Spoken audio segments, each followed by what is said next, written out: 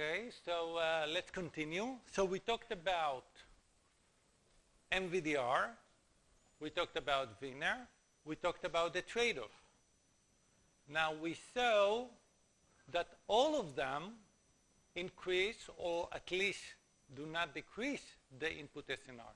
So the output SNR is at least as large as the input SNR, okay, which is nice. Now we can ask ourselves, okay, suppose that we want to have a filter that what is the maximum output SNR that can be achieved using such a linear filter. Okay? So before we go to the mathematics behind it, let's think about the intuition about it, around it. Okay? Suppose that we have a desired signal that is contained within a certain subband from 1 kilohertz to 2 kilohertz, just like the example I gave you before. So with the MVDR, what we know, we remove the noise up to 1 kilohertz, and above 2 kilohertz, we increase the output SNR. Now suppose that I want to increase the SNR even further. How can I do that? What will I do? I don't say anything about distortion. I allow distortion. What will I do?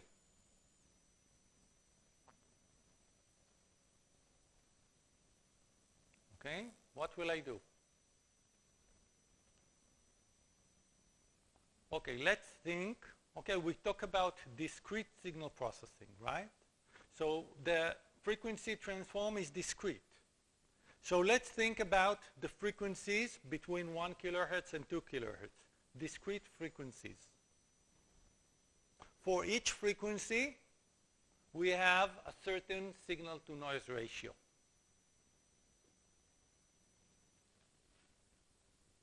What will be the signal-to-noise ratio that is obtained in this frequency range?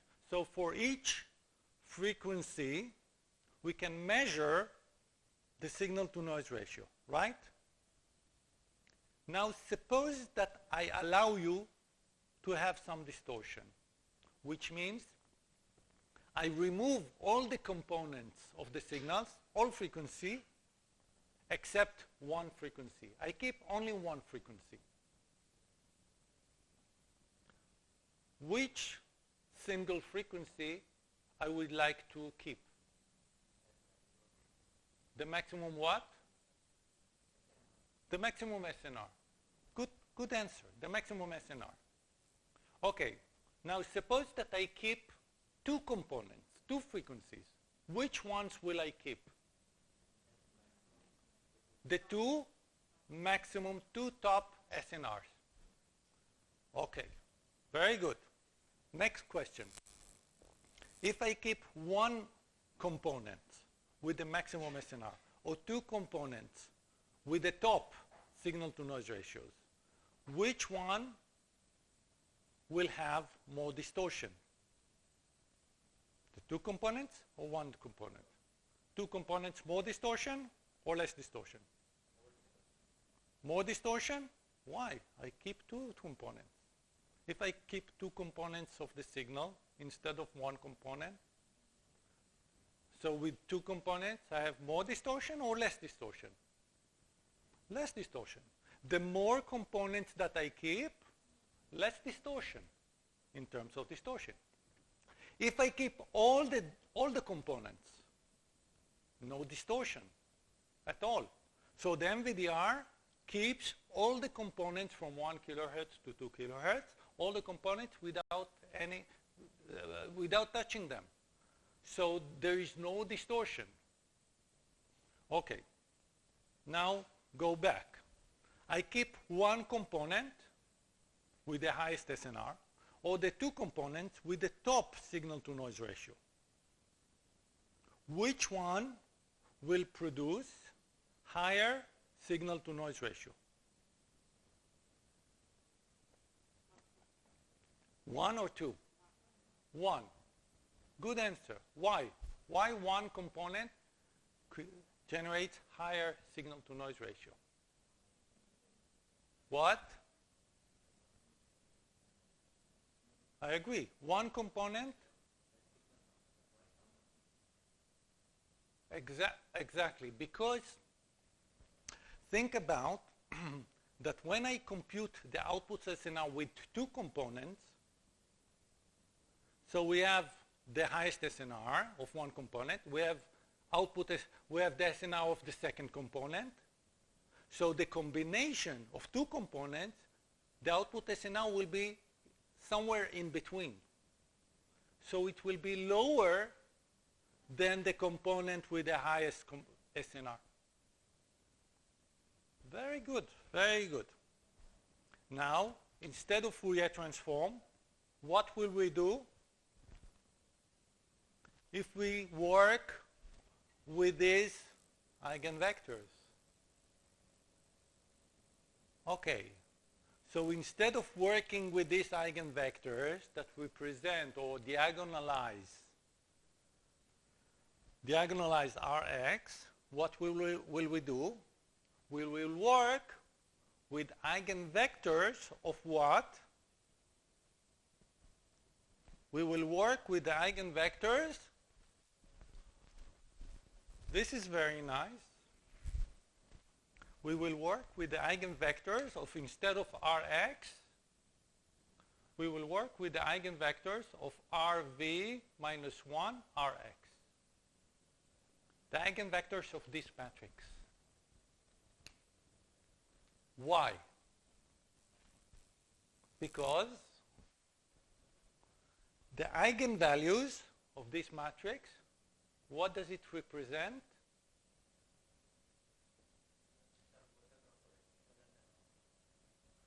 Again?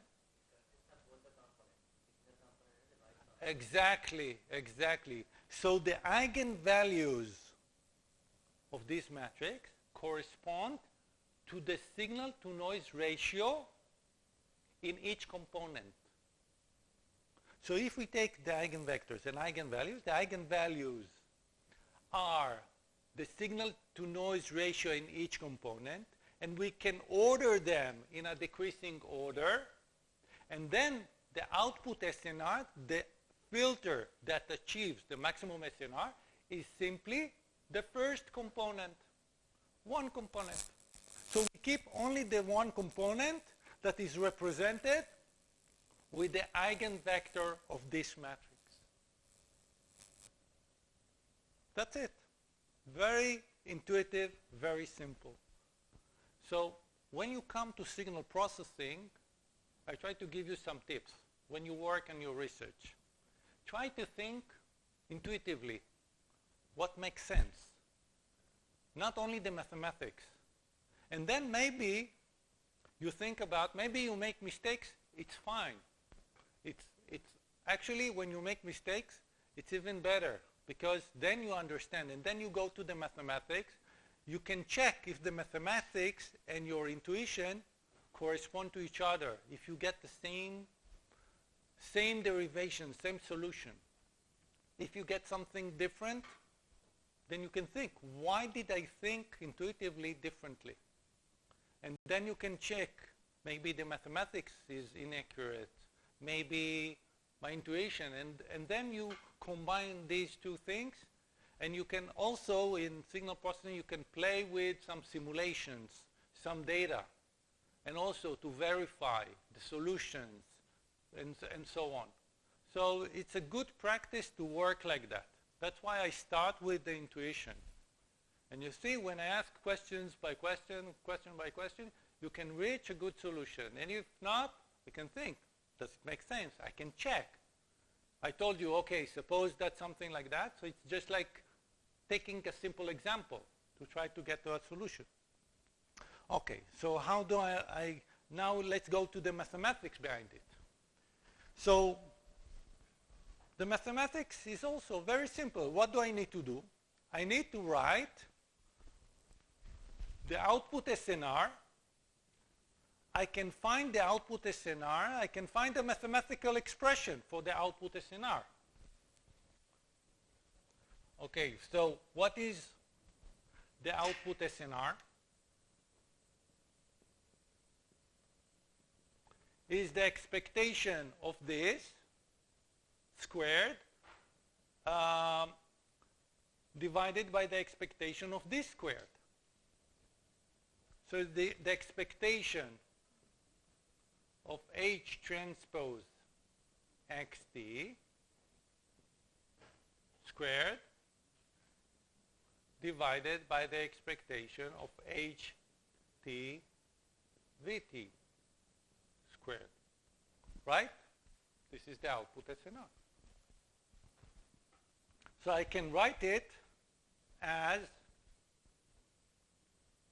H transpose Rx H divided by H transpose RV H. Okay? From here to here. Now I can ask, what is H that maximizes this ratio? So this is called Rayleigh quotient. Okay. So it's so if we have a structure like this, it's possible to prove, and this is a nice assignment if you like, prove that H that maximizes this ratio is the first eigenvector of this matrix. The eigenmatrix with the maximum eigenvalue. So if we take, suppose that we define the eigenvectors, let's call it T, so we don't mix it with Q. Let's see if here, T. So let's call it T. So Ti, so let's take the first eigenvector. We don't need, by the way, when you find eigenvectors, there are some fast algorithms to find, for example, the first eigenvector, the eigenvector with the highest eigenvalue. Okay, so T1, this is the eigenvector with the highest eigenvalue. Let's call it lambda 1. Okay, so don't confuse it with this lambda. Okay, let's delete this part so we don't confuse it with the eigenvectors and eigenvalues of Rx. So this will be lambda 1 T1. Okay, so lambda 1 is the largest eigenvalue of this matrix. So any filter that is proportional to this vector, zeta, any scalar value that is here multiplied with this vector, maximizes this ratio. Very good. So the question is, how to choose this value, zeta? Zeta should be different than 0. It can be any number that is different than 0. And because it will cancel. You see, if I put here zeta, it will cancel. So any number that is different than 0 is legitimate value to put it here. It will maximize this ratio because it doesn't change this ratio. Okay? How to choose this zeta? How to choose this parameter, this value? Okay? So when I talk about, because this is a ratio, according to our mathematical model, and because we have a certain degree of freedom to choose this parameter, this value, it's like a gain function. So I can put here a large value, smaller value. How does it affect? So it doesn't affect the output SNR. So any number here, I can call it a filter that maximizes the SNR. Let's call it max. A filter that maximizes the SNR. So when I derive this filter, I have an additional degree of freedom. Now I want answers from you. We talked about components, right? So the MVDR, suppose that we have a signal that is contained from the subband from 1 kilohertz to 2 kilohertz. And now I take all these components from 1 kilohertz to 2 kilohertz, we obtain the MVDR.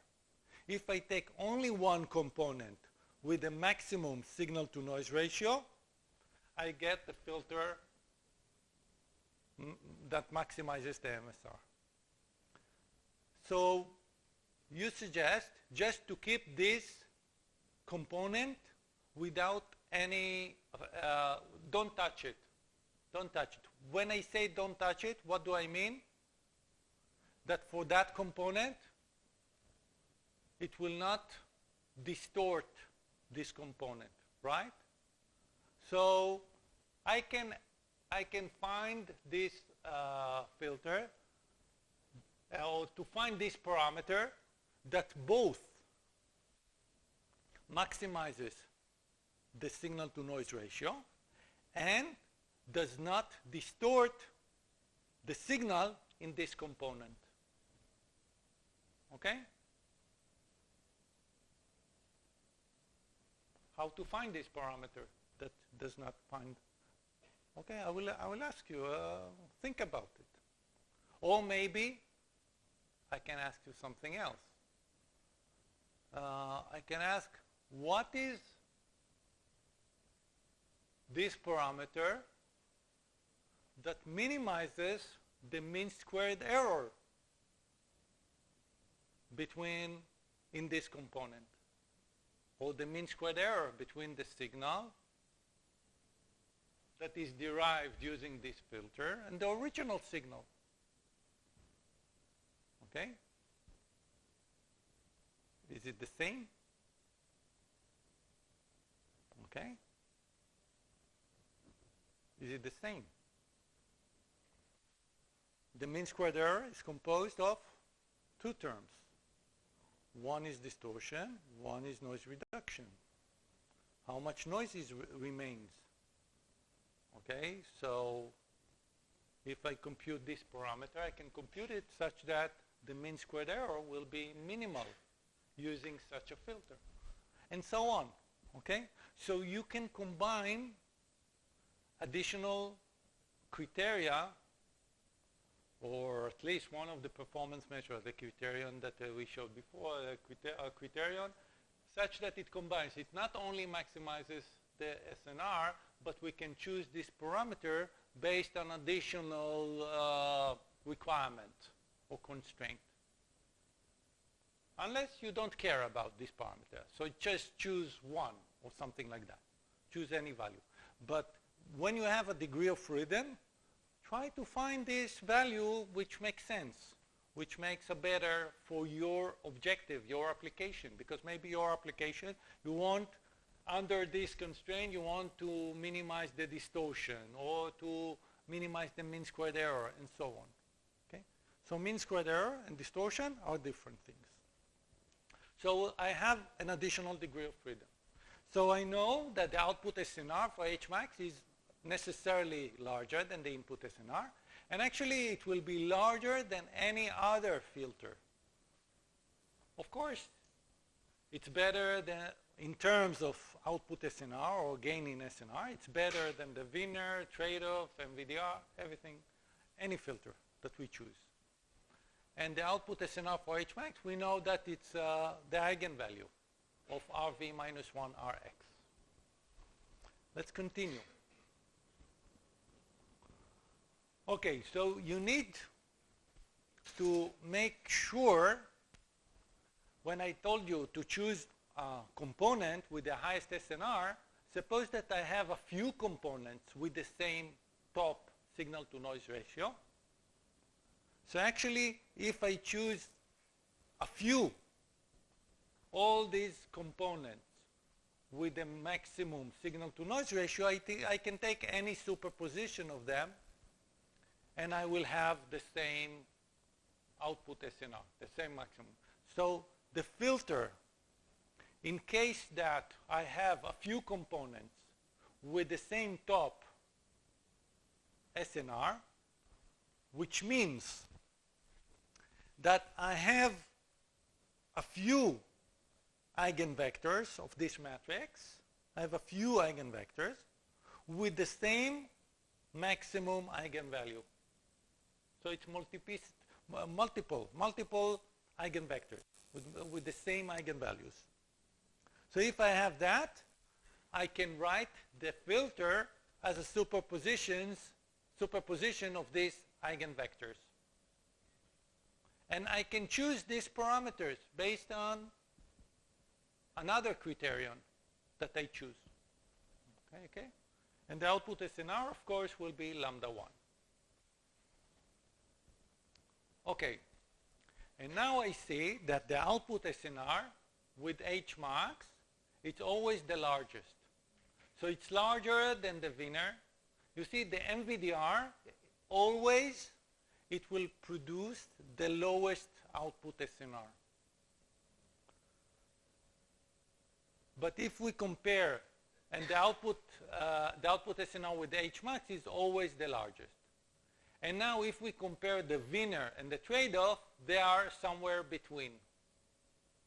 So the output SNR with the trade-off is lower than the output SNR of the Wiener if mu is smaller than 1. Why? Because with the trade-off, we will reduce less noise if mu is smaller than 1. If we reduce less noise, the output SNR will be smaller than the Wiener. If mu is larger than 1, we will reduce more noise. So the output SNR with the Wiener, so the output SNR with the trade-off will be larger than the output SNR of the Wiener. So you see how mu affects the output SNR of the trade-off filter. But of course, the max, by definition, it maximizes the SNR. That's why it's largest. And the MVDR, because we have the most hard constraints and the components of the signal subspace that are not distorted, it will induce the least amount of noise reduction. That's why the output SNR is the smallest. And here we have the list of the filters that we have. So you see the formula, and we see the relations, some of the relations. See? We gave additional expressions, but here, this is how it looks like. Let's see an example with the maximum SNR. Okay, so suppose again that we have here combination of cosine functions, and we have only 4. So the rank of x, the vector x of L sample, the rank will be not 4, 8, okay? I remind you that because the phase is random, so we need cosine and sine. So the eigenvectors will contain the cosine 2 pi fkt and the sine. And then with a random phase, for some examples of x, of the vector x, of L samples, if the phase it's random, okay? So if it's 0, maybe we need only 4 components, okay? But generally, if we want to represent any vector of length L that is like this, for any phase between 0 and 2 pi, generally, we need 8 components. Maybe for some vectors of H, maybe we need less, but not in the general case, which means that if we take the matrix R, the correlation matrix of the vector X, its rank is 8. Okay, so we need 8. And then we can compute the input SNR. Suppose that also here we have white additive noise. The input SNR, we see it from here. This is the input SNR. Now, always when you work on example in this single channel signal enhancement, we need Rx and Rv according to what we saw. So Rv is the same, is a diagonal because white Gaussian noise, very easy. Rx, we see it here, just like in the example we saw before. And the rank of Rx is 8. And suppose that we take a specific example with the amplitude 0.5, all the components 0.5, the amplitude, and the frequencies are like this, different frequencies. And the length L is 20 samples. So we use 20 samples of Y, of the measurement, to estimate the signal X. Now we need to choose zeta. So we have different options. Suppose that we want to find zeta, this parameter value, zeta, such that the mean squared error is minimal. So what do we need to do? We take the mean squared error that is obtained with this vector, with the parameter zeta. So if we put it inside, we see that this is the expression. You see, it's very easy to use it. We just take the mean squared error, we put H max here, zeta T1, and take the MSE, okay, -6, and so on. So it's very easy to show that this is the expression. So you see, this is the quadratic form of the expression. So we can minimize this. We can find zeta that minimizes this quadratic form. Very easy. Or just take the derivative with respect to zeta, which is a scalar, and equate it to 0. So you get this value. Okay? And then we can call this filter with this value of zeta, the filter that maximizes the MSR, the signal to noise ratio, and minimizes the mean squared error. Okay, both. First, it maximizes the output SNR, and then minimizes the MSE with this variable. Okay. Is it the same as the opposite? Suppose that I want to find filter that minimizes the MSE and then maximizes the SNR. Is it the same as the filter that maximizes the SNR and then minimizes the MSE? Is it the same? No. Okay, it's not the same. We saw that the filter that minimizes the MSE is specific. We don't have any parameter over there. And then this is the output SNR that we get. Here with the filter that maximizes the SNR, we have a free parameters because it's a ratio. So we have a free parameter that we can choose. Okay, good. Now let's move on. Let's see what do we get here using this filter. So we have here gain in SNR, MSE, noise reduction factor, and desired signal reduction factor for different filters. The blue line is H max. Is the filter that maximizes the output SNR and minimizes the MSE. Okay, the zeta is minimizes the MSE. The red one is the winner. The red one is the winner. This one, okay, let's go to the green first. The green is the MVDR. And cyan, this light blue, cyan color, is for the trade-off filter with mu equals to 0.5, which is less than 1. Less than 1. Okay? So if we compare the noise reduction, first the output SNR.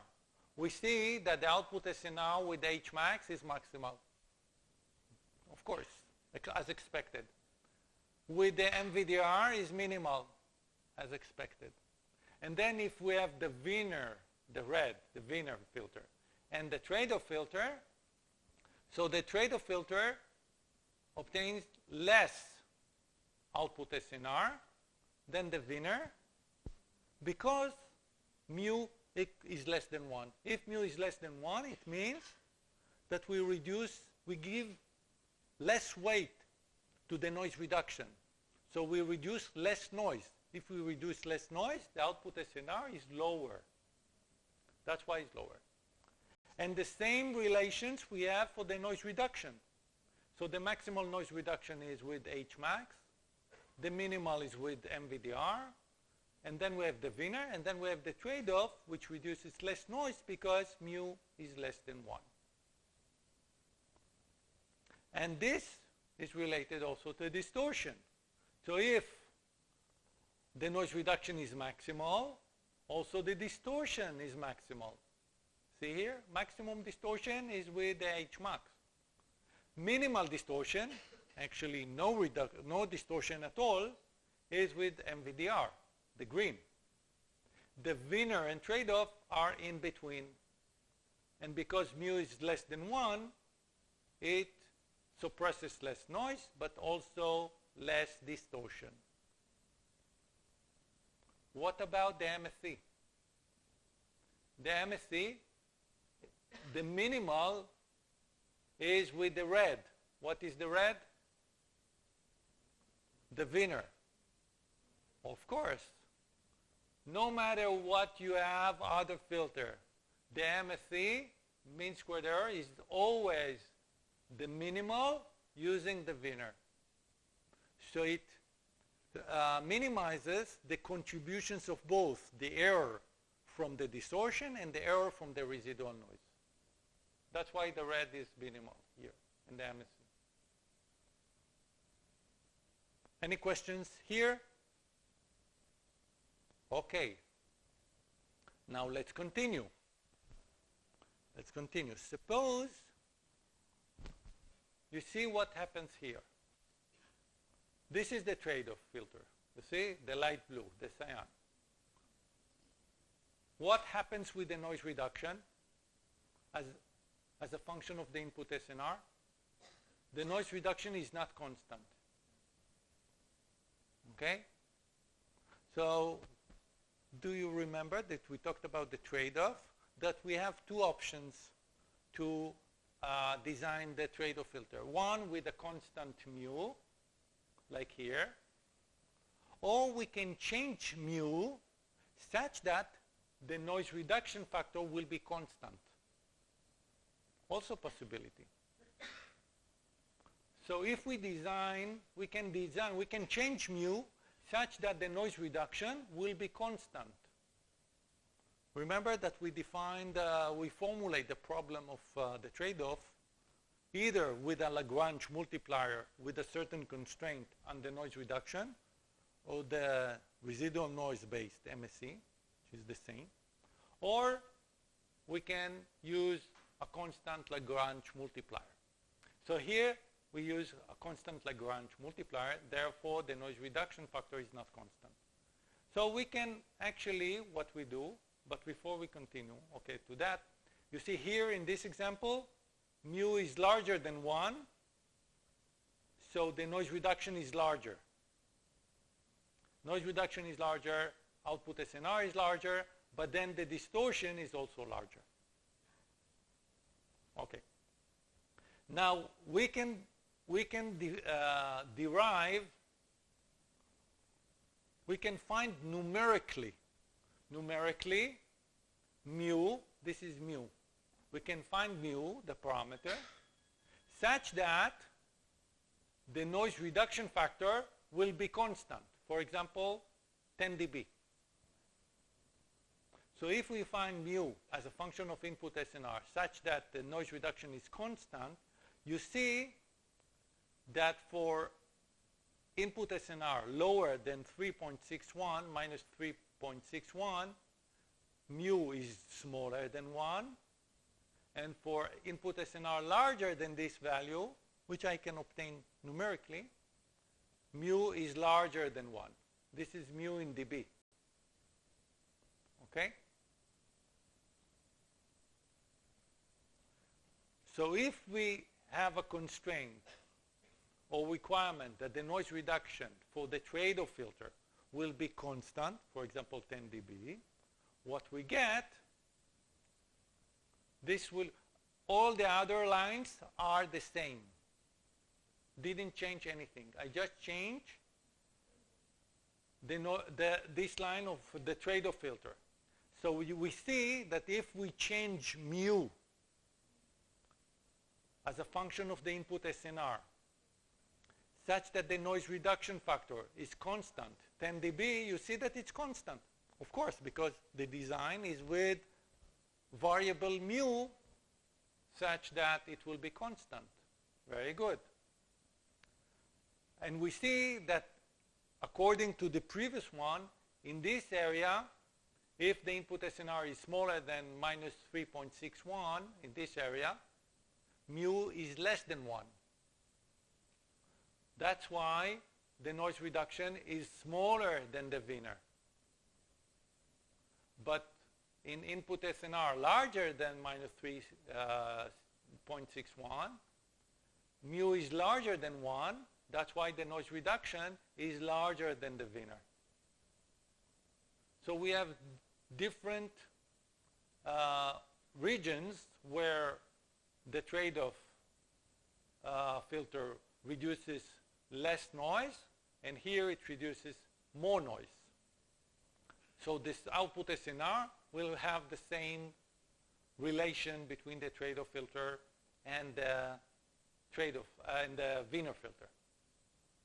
In terms of noise reduction, we have a similar relation between, because when we reduce less noise than the Wiener filter, we have less distortion than the Wiener filter. And in this region, we have more distortion than the Wiener filter because we reduce more noise. And again, with the MSE, always the Wiener always give us the minimal mean squared error. Any questions?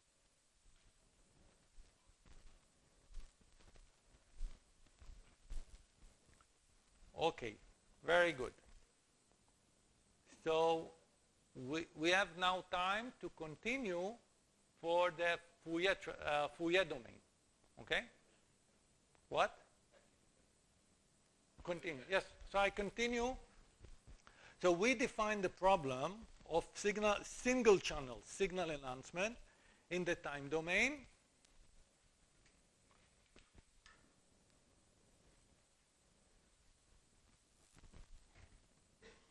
And I want to show you the method how to work in the frequency domain.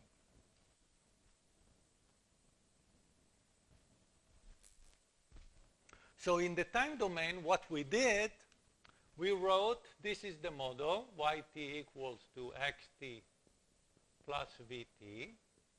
And then we said, let's take a portion of L samples from the measurement. We define yt. These are L samples from the measurement.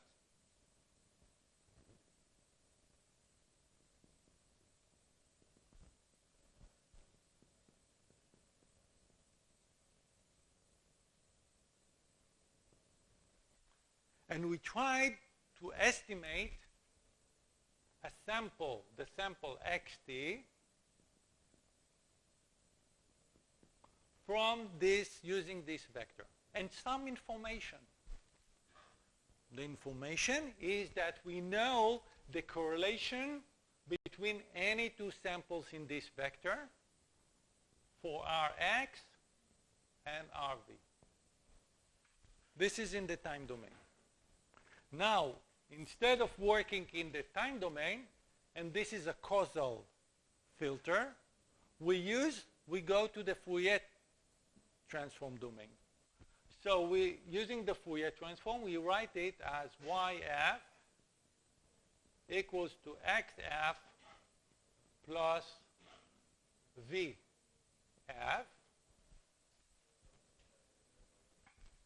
And now we try to estimate a single component of XF.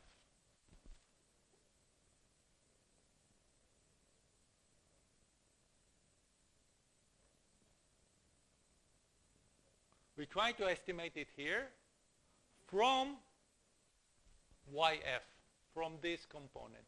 We assume that we know this component.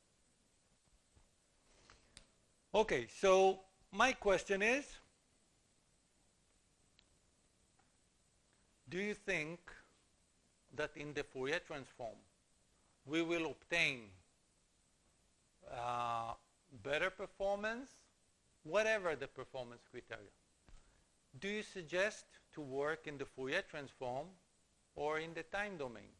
Which one will, what are the advantages and disadvantages of working in each domain? I can try to find a filter like this, a linear filter, by applying a linear filter to the measurements in the Fourier transform, or I can find an estimate of each sample separately instead of each frequency. This is discrete frequency, okay? Everything here is discrete. So instead of working in estimating sample by sample, I will estimate for each frequency component the signal of the desired signal, or estimate the samples using a linear filter like that. So let's think about advantages and disadvantages. Okay, time domain compared to frequency domain.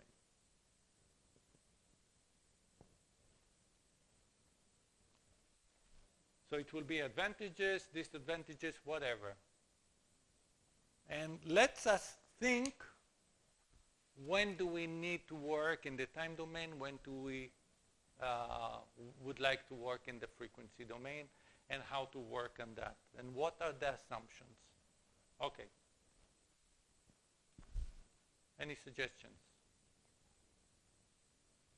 Whatever you say, just mention the differences, and then we will think if it's advantage or disadvantage. And what type of information do we use? Not everybody at once, one by one. Okay. Computational complexity. Okay. This is very important. Computational complexity. So, if we talk about computational complexity, what do you think? Which one will be higher? For what? The time will be higher. Okay, so maybe this is high. Let's think. Here, the computational complexity, we need to transform the signal.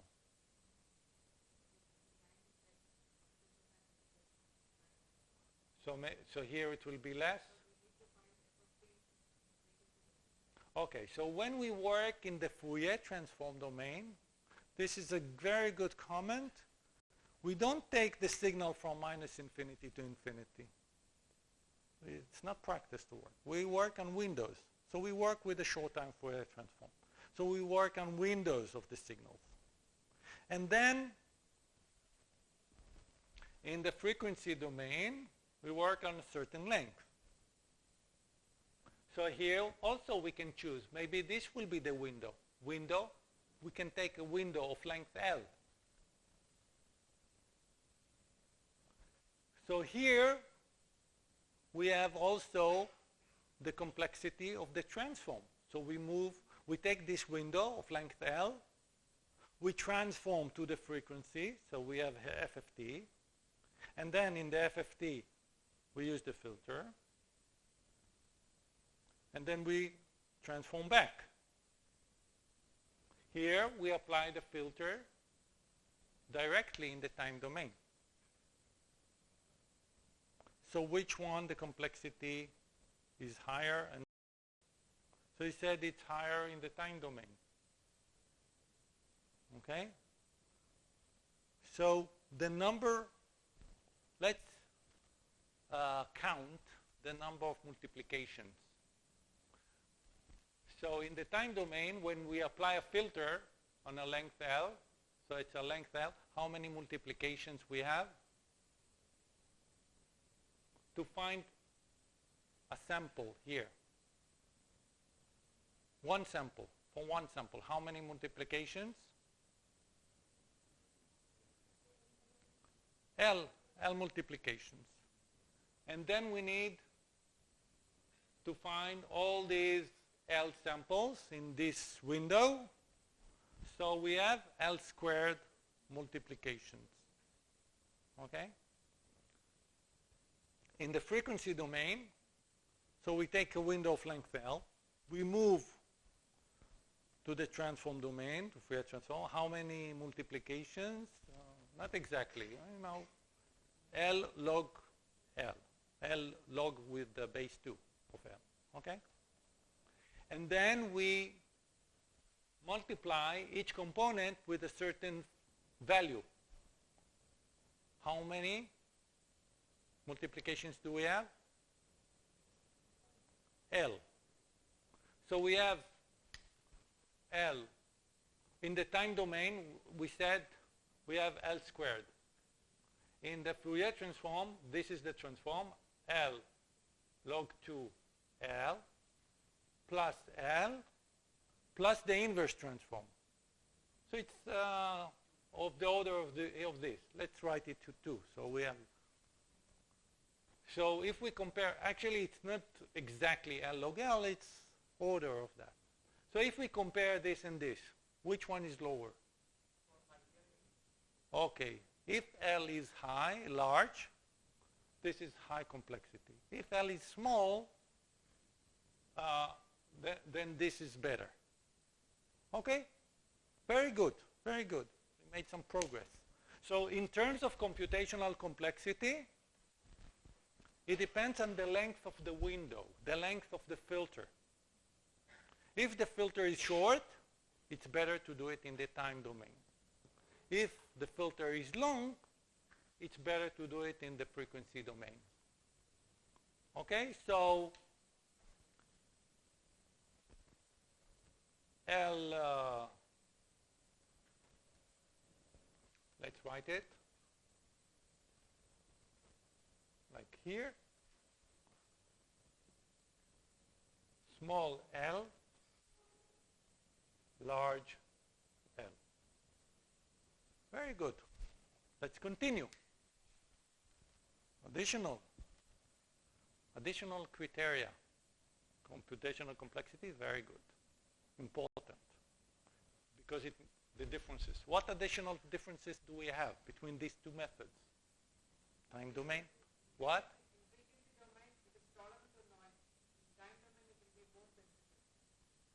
It will be more sensitive.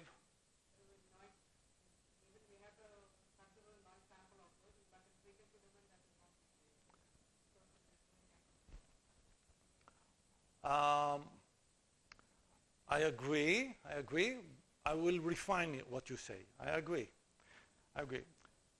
It means, and I will give opposite example to what you say. What you say that, actually, according to what I understand, correct me if I'm wrong, if I misunderstood you, you say that in the frequency domain, we can suppress more noise.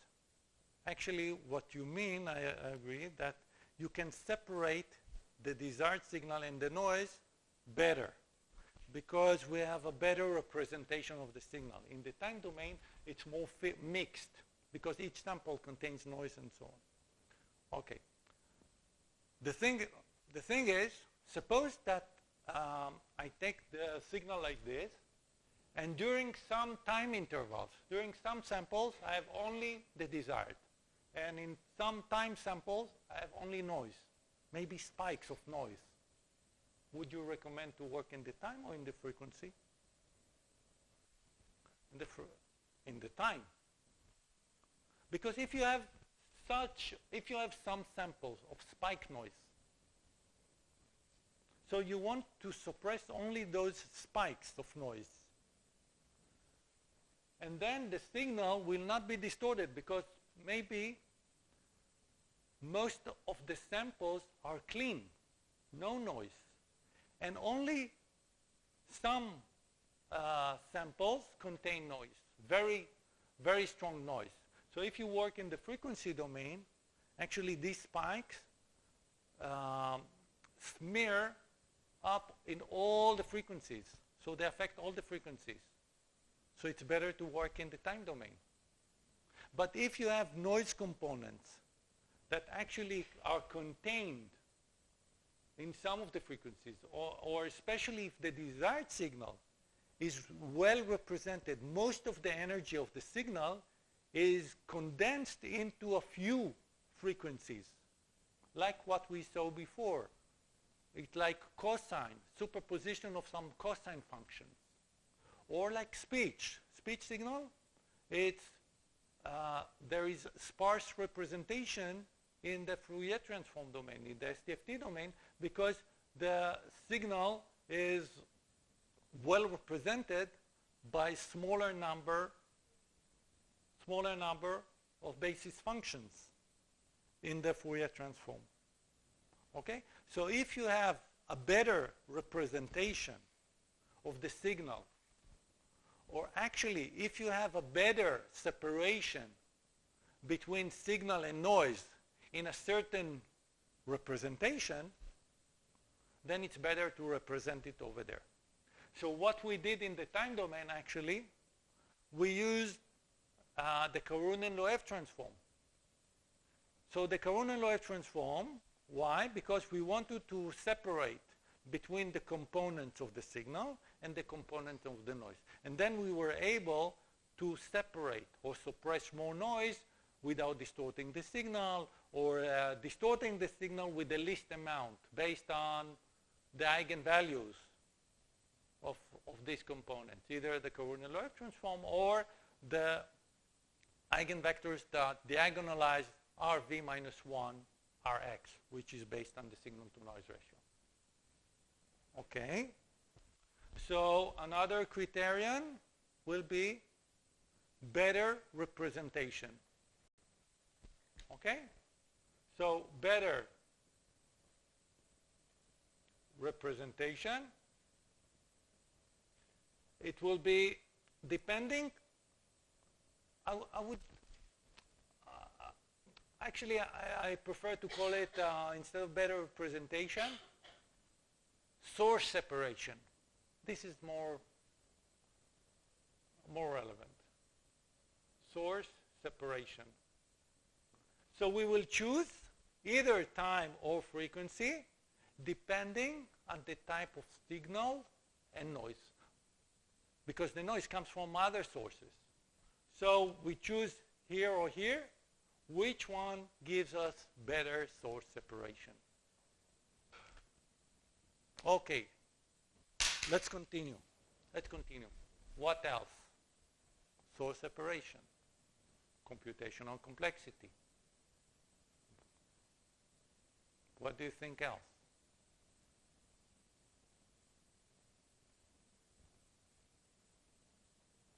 What about causality? In the time domain, we look back, L samples. What about window Fourier transform or short time Fourier transform? What about causality in the Fourier transform? Do we have strict causality or not? So in the Fourier transform, can we look forward on future samples? Actually, we look and then we can estimate a window from this window. So we don't have strict causality in terms of samples. We have some causality in terms of windows, maybe. So the causality constraint is less strict in the Fourier transform than in the time domain. So we can use more information. No? So it's causality.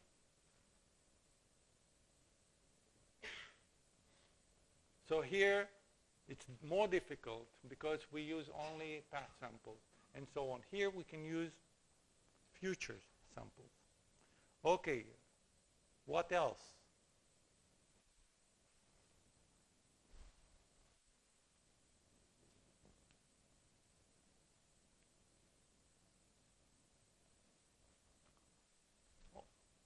Okay, let's ask something like this.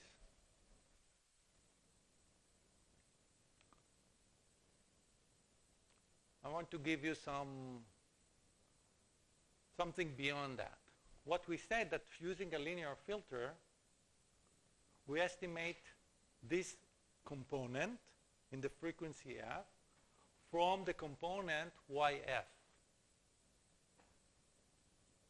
Can we estimate this component from more than one frequency? Maybe all frequency from the vector. I can define a vector y that contains all the frequencies and estimate x, f in a certain frequency. Maybe suppose that this is a certain frequency component, but I will use all the frequency components in y to estimate that component, just like what we did here. I estimate one sample from all samples.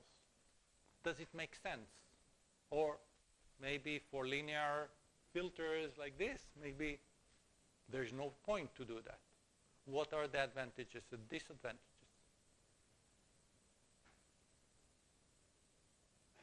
Does it make sense to do that? And if it makes sense, when? Under which circumstances?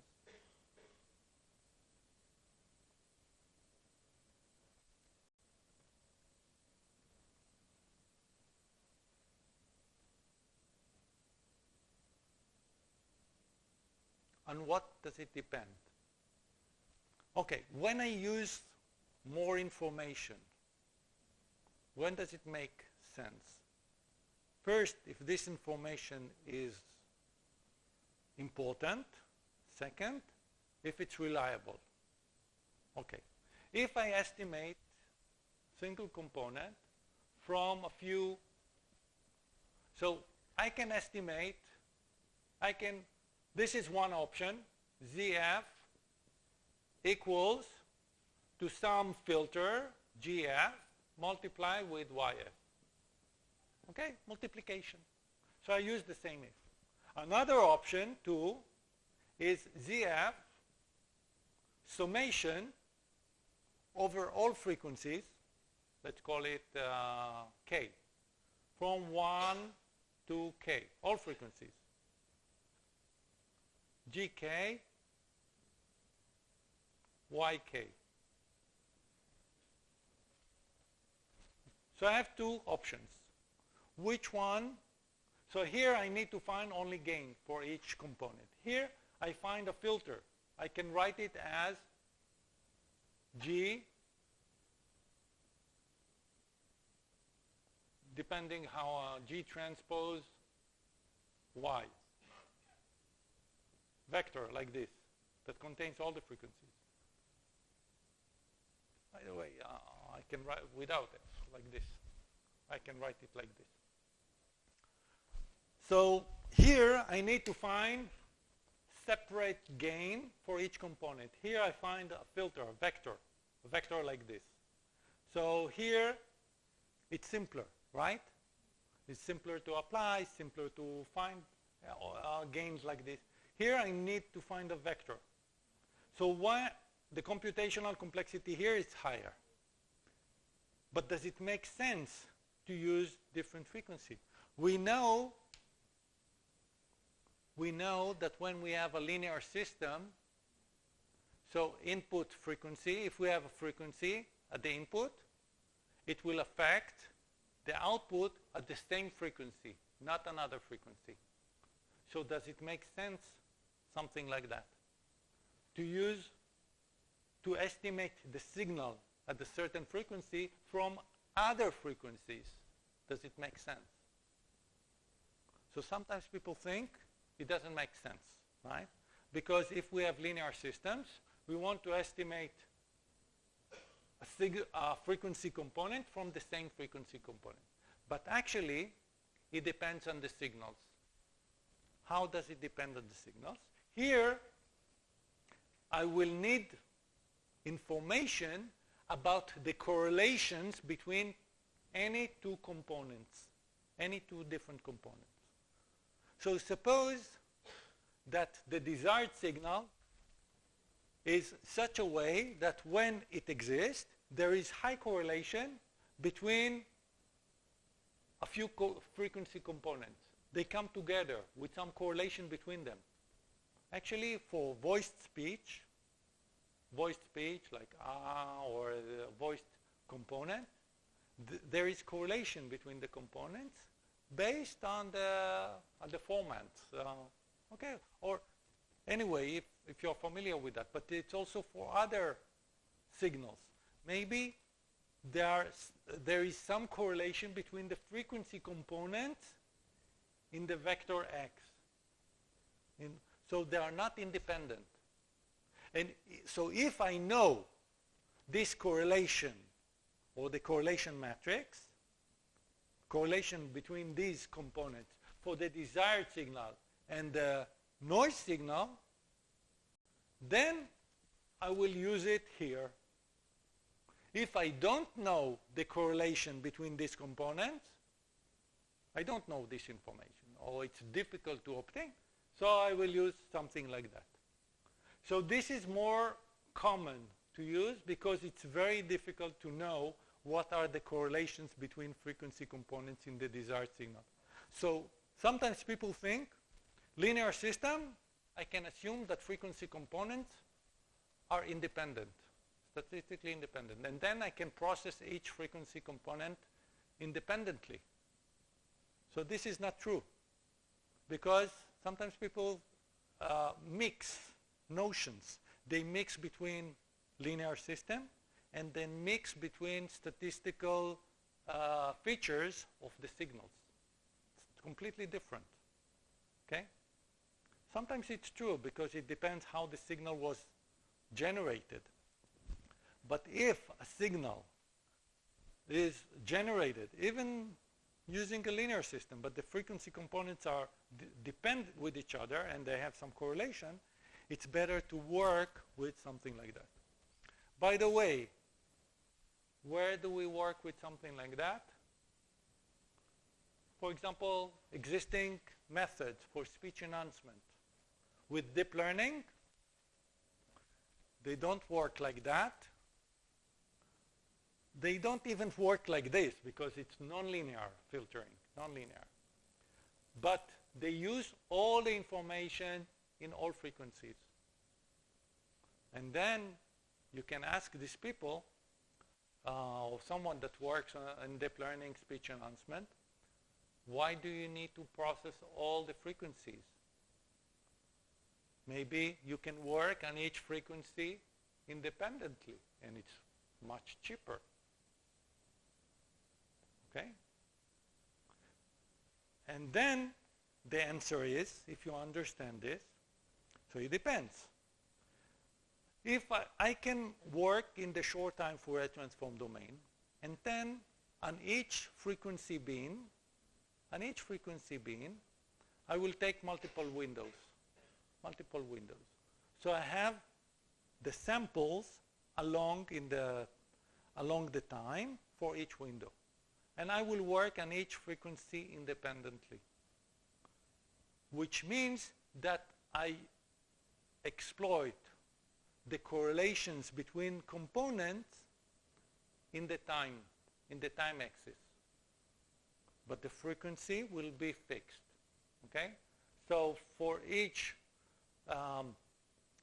I use windows. For each window, I do the Fourier transform. I take a certain frequency and try to find a filter along the time, along the windows, the time axis, but for the same frequency.